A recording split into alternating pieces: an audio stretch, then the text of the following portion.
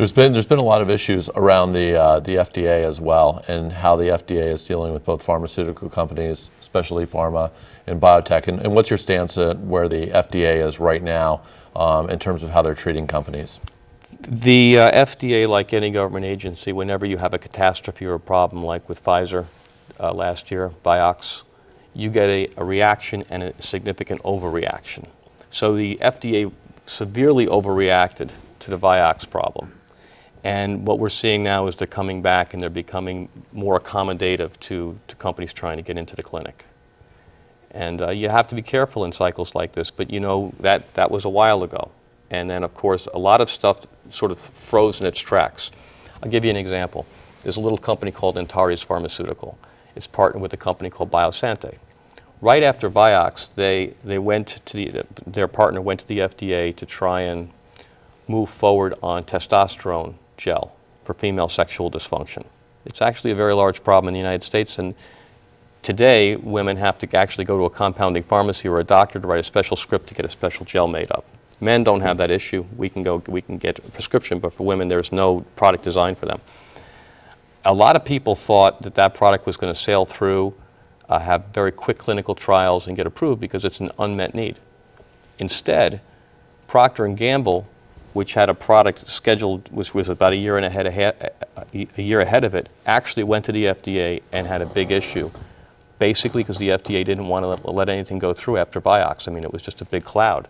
And it slowed the whole process down by about a year and a half, 2 years. But that was 2 years ago. So now we're coming back out of that cycle, and they're being much more accommodative.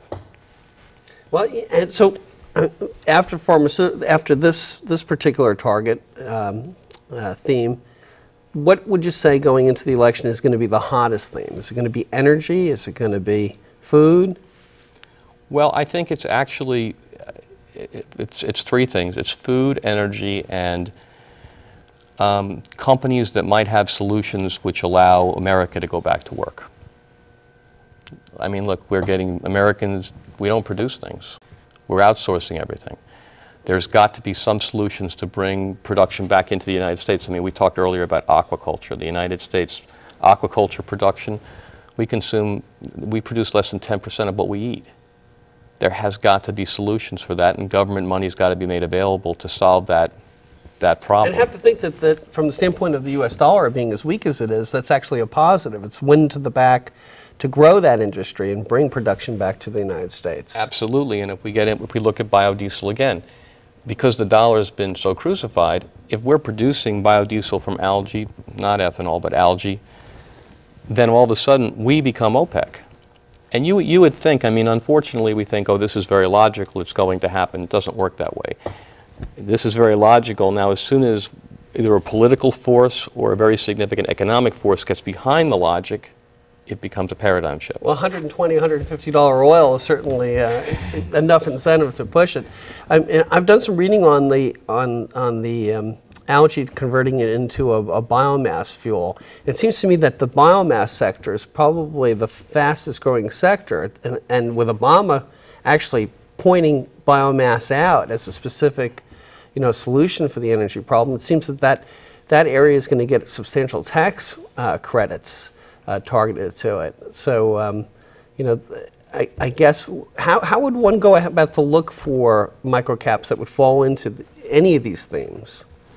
What's the best way to find them? What's the best way to find them? Well, as a professional, I have access to tools that layman doesn't have, so it's a bit challenging. I mean, you literally start on the internet with a search. The problem is that without a technology expertise, you end up with a pot full of companies. The next thing you'd want to do is, if you had 10, 15 companies, and see who has invested in them, because you want to find where is the smart money gone. So I suppose that the first order of business would be to try, you can even go to Yahoo and do a by industry search. Once you get a list of companies, is to sort of go through them, see where the sponsorship is, and when you can find a solid sponsorship and smart money, that's kind of where you want to go. And let me point out one other thing that we should touch on with algae. So one of the quests is there are thousands of different types of algae, and for biodiesel you want to find the one that has the highest yield for oil. But once you've removed the oil, you now have a byproduct, which can be used for fertilizer, feed, and potentially vitamins. And that's very, very interesting.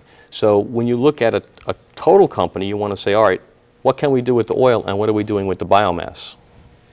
Yeah, I mean, it's just fascinating. It means that there's no waste in the entire process. A company that's specializing in biomass as a fuel and using algae basically can sell every part of the process. It's really, really a fascinating. Bottom line, how viable do you think it is? Do you think within the next 10 years this is going to be a major contributor to the supply of energy in this country? I do. I actually think in the next 5 or 6 years you'll see the emergence of new leaders in this field. And are the leaders likely to come out of the micro stocks, or are they likely to be the larger companies that actually buy these micro caps? Well, that's a great question.